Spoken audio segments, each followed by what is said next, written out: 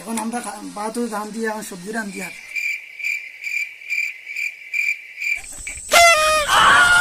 এখন মুগ দইমু মুগ দইতাম সব। আরে ফানি আয় না এখানে।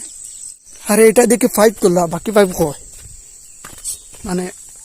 আচ্ছা আচ্ছা, এগুলো লইয়া গেছেন ওলা সকাল সকাল উঠছেন মেয়েরা। টাইম এখন বাজে সকাল 5টা, তখন 4টার সময় উঠছেন, উঠিয়া নিয়েছেন। ও নেপালি বা করে আইসে নেব আপনি বেটা খাবারই গন্টলি গটিলে বেটা বুড়া বেটা। ঠিক আছে, তার বেটা দরকার পড়ছে নিচে, কিছু দরকার নেই। হইব আইসে আমার ট্যাঙ্কি হইয়া দেয়,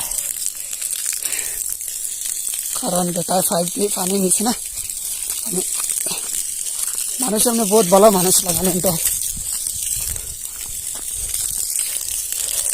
পাইপকে পানি বন্ধ খোলা করতাম, বন্ধ না করলে নেওয়া যাইত না। ও আইসে বন্ধ না, ক্যামেরা মোবাইল অফ করতে লাগবো। আমার ক্যামেরা অফ না করলে নেওয়া যাইত না।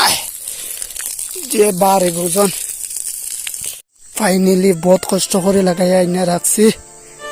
এখন গিয়ে কাম আছে, কামটা করতে লাগবো।